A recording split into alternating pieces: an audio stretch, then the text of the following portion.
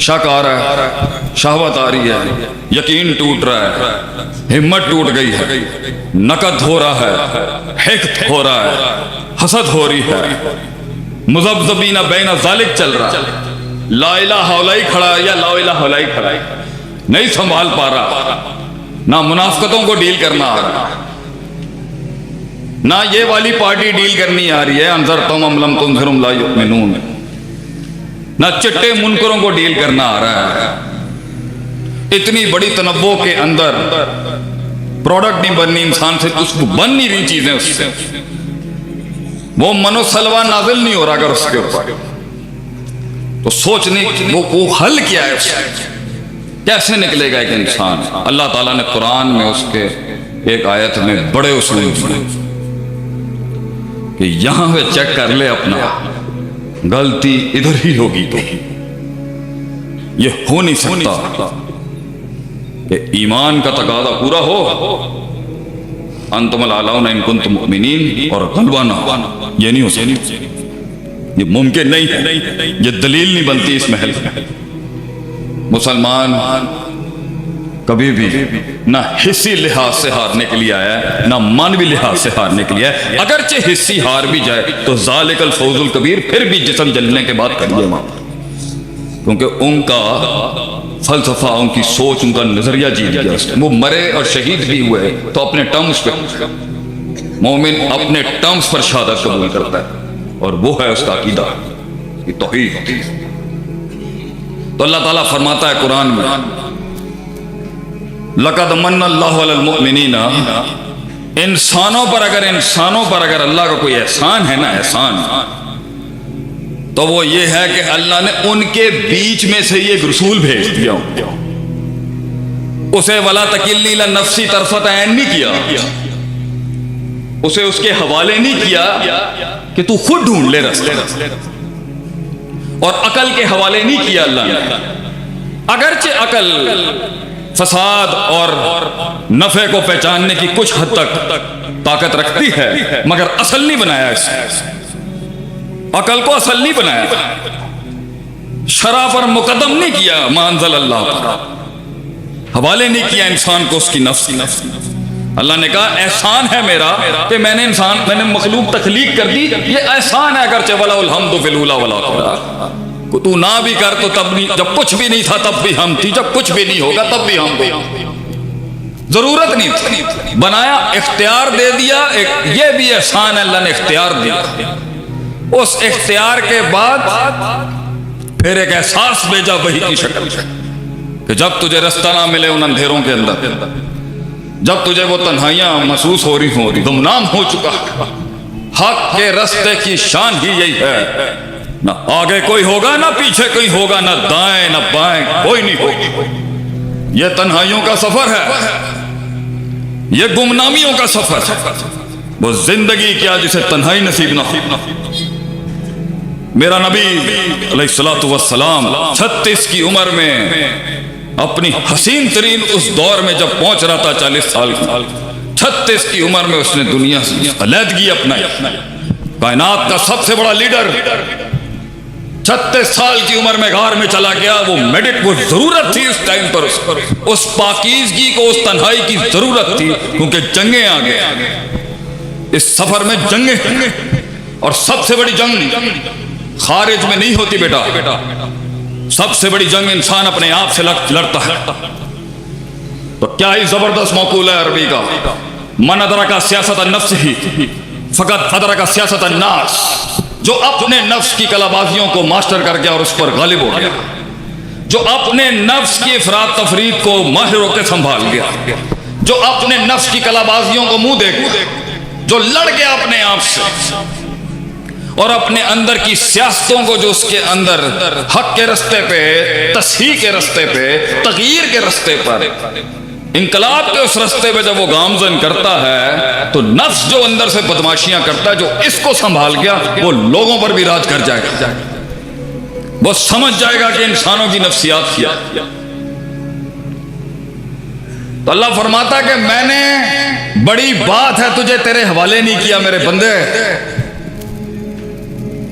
جب انسان کو اختیار دیا ہے دیکھیں اسے. اور اعتراض بھی تھا آسمانوں پہ, یتجعل فیہا من یفسد فیہا ویسفک الدماء, کہ پھر اختیار کی کہانی اللہ شروع ہو رہی ہے, پھر فساد ہوگا, پھر خون ریزی ہوگی. نے کہا میں جانتا ہوں جو تمہیں نہیں پتا. اللہ فرماتا ہے نبیوں نے آ کے 4 بڑے کام سکھائے قوموں کو, 4 بڑی چیزیں سکھائیں. ان میں سے پہلی جو ہے وہ شانیاں بیٹھی, یتلو علیہم آیات, وہ لوگ اللہ کے پیغام کو, اس روشنی کو, اس روح کو, اس نور کو صبح شام پڑھتے تھے. تلاوت قرآن نبیوں کا شیوا رہا ہے ہمیشہ, سنت رہی ہے ان کی, اور اولین ترجیح ہے. تو مبارک ہو اس ادارے کے ان بچوں کو, ان لوگوں کو جو نبیوں کے پہلے جہاد کا کام صرف کر رہے ہیں. آگے کی 3 چیزیں فکری ہیں بہت. یزکیہم, نفس کا تزکیہ, یہ تھی ان کی اصل پہلی چیز جس پر وہ بہت کام کرتے تھے. ہیومن سائیکالوجی اور نفسیات کی اندر جو خراب ہے اس کو بیلنس پہ لاتے تھے. اور امام ابن قیم رحمہ اللہ علیہ کہتے ہیں ہم نے بڑے مغربی فلسفوں سے مقابلے کیے ہیں. ابن قیم رحمہ اللہ علیہ, اللہ تعالیٰ ہمارے شیخ الاسلام کو اعلیٰ مقام دے. اگر مدارج السالکین نہ ہوتی اللہ لے آتا دوسری چیز. اگر مدارج السالکین نہ ہوتی ہم بڑی فتوحات نہ کر پاتے. ہم نے اس دنیا کے اندر امام ابن قیم ابن تیمیہ رحمہ اللہ علیہ کے تھرو بڑی جنگیں جیتی. اور ہمارا شیخ الاسلام فرماتا ہے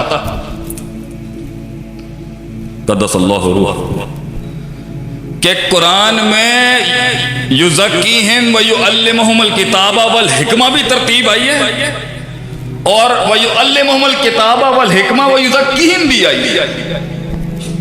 تو یہ تو قرآن کے اعجاز اور اسالیب کا سب سے بڑی شان ہے کہ تقدیم تاخیر تو ایسی ہوتی ہی نہیں ہے جس پر بحث نہ کی جائے. یہاں مبتدا خبر کے مقدم مؤخر ہو جائے تو بحث کھل جائے گی, اس کے اندر گہرائی کی. اللہ نے پوری ترتیب اگر آگے پیچھے کی ہے تو کوئی تو گہرا نقطہ ہوگا. تو دیکھیں 7ویں صدی کے اس قداور ہستی کا استنباط اور استدلال دیکھیں. وہ کہتے ہیں, اور التزکیہ تو قبل تعلیم و بعد تعلیم بھی آیا ہے. دیکھیں وہ کہتے ہیں تحریک کی ابتدا بھی تزکیہ نفس سے ہوگی. انسان کی تکمیل, تجمیل, تحسین, تعریف, تائید, تعمیر کی ابتدا بھی تزکیہ نفس سے ہوگی, اور اس کا وسط بھی تزکیہ نفس ہوگا, اور اس کی انتہا بھی تزکیہ نفس سے ہوگی. کیونکہ یہ نفس آخری لمحے میں بھی انسان کو برباد کر سکتا ہے. تو جن لوگوں نے بڑی بڑی سرداریاں رکھی ہیں دنیا میں اس نور کی, اس روحانیت کی, جنہوں نے سلطنتیں بنائی ہیں انسانیت کے لیے, کام کیے ہیں بڑے بڑے, ان کا اپنے نفس کے اوپر محاسبہ اور چیک بڑا سخت ہوتا تھا, بڑا سخت محاسبہ. اور یہ نفس ہی مروائے گا, ان نفس لامارۃ بالسوء, یہ نفس مروا دے گا انسان. دشمن کے ساتھ ایک ٹیبل پہ بیٹھ کے کھانا شیئر نہیں کرنے دے گا یہ نفس. اگرچہ کامیابیوں کے لیے بڑے دشمنوں کو بغلوں میں رکھنا پڑتا ہے, یہ نفس منافقین کے ساتھ نہیں چلنے دے گا, یہ نفس دوستوں کے ساتھ نہیں چلنے دے گا, یہ بدگمانیاں کرائے گا, یہ غیر اہل کو گدی دے گا, یہ استادوں کا لوٹا نہیں اٹھانے دے گا, یہ استادوں پر کبر کے باپ باندھے گا ان کے خلاف, یہ شاگردوں کے اوپر اسے سخت, یہ شاگردوں پہ ظلم کروائے گا,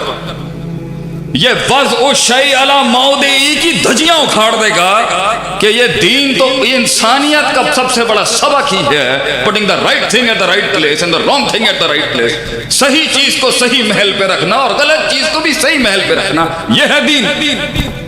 یہ نفس الٹ کرائے گا, یہ کثرت کلام کرائے گا, یہ قیل قال کرائے گا انسان سے, یہ زیادہ بلوائے گا اور دشمنوں کو تیرے بارے میں سب سے زیادہ سنوائے گا, اور لاگ فائل لکھنا شروع کر دیں گے. جہاں خاموشیاں تھیں وہاں پر کثرت کلام کرائے گا, جہاں توقف تھا وہاں تجرہ کرائے گا, جہاں تجرہ بنتا تھا وہاں توقف کرائے گا, جہاں پہ 4 جملے تھے وہاں گفتار کے غازیوں سے 40 جملے نکلوائے گا، کیونکہ مثبت چیز منفی کو کھا جائے گی، یہ قاعدہ ہے۔ اس بات نفی پہ غالب ہوگا انشاءاللہ۔ پازیٹیوٹی، آپٹیمزم ہمیشہ میدان میں رہے گا، سچائی میدان جیت کی آئے گی، اگرچہ تعبیر کی غلطی ہی کیوں نہ ہو۔ اس لیے تو جب اس نے کہا انت عبدی وانا ربک، تو جملہ اپنے محل میں کفریہ ہی ہے، لیکن نیت اور قصد اور عزم اس کا للہیت اور الوہیت والا ہی تھا۔ تو اللہ نے کیا جان ہو جان دیا انسان نال دن کلو بنی آدم خطا۔ تو تعبیر اور عبارت کی غلط اگرچہ محل میں ٹھیک ہونی چاہیے دوسری جہت سے، لیکن نیت پھر کیوں نہیں ہوا، پھر کیوں چھن گیا، پھر کیوں در لٹ گیا میرا، پھر کیوں نہیں وہ ادارہ ایک سنگ میل بن سکا، وہ فکر اس عروج تک کیوں نہ پہنچ سکا، حق ہونے کے بعد بھی کیوں نہیں وہ بات سینے میں اتر سکی، اگرچہ اللہ قلیلہ قلت ہی تھی جو حق والوں کو ملی وراثت، قلت ہی تھی۔ تو اللہ تعالیٰ نے ہمیں قرآن میں نے کچھ نہیں ڈھونڈا، پہلے ہی موجود تھے۔ اللہ نے قرآن میں کچھ ایسی کلیات دی ہیں، میکروز جسے ہم کہتے ہیں، میکرو پرنسپلز کہتے ہیں، جزیات تو ایسی ہیں کہ حیران ہو جائے انسان۔ کسی جگہ پر ہے وَإِذَا خَاطَبَهُمُ الْجَاهِلُونَ قَالُوا سَلَامًا، اور کسی جگہ پر ہے جزاء السیئۃ بمثلها۔ مشکل ہے جزیات کو ماسٹر کرنا، لیکن کلی قاعدے ایسے دیے اللہ نے جہاں سے انسان اپنی زندگی کی اس تحریک کو ہر وقت چیک لے سکتا ہے، محاسبہ کر سکتا ہے کہ ہم وہ کیسے وہاں تک پہنچے۔ جو کچھ سنا گیا اللہ پاک اس پر عمل کرنے والا اور آگے لوگوں تک پہنچانے والا بنائے۔ مزید اصلاحی بیانات کے لیے ہمارا یوٹیوب چینل شیخ عاطف ریمائنڈر کو سبسکرائب کریں اور ویڈیو کو لائک کریں۔ جزاک اللہ خیر۔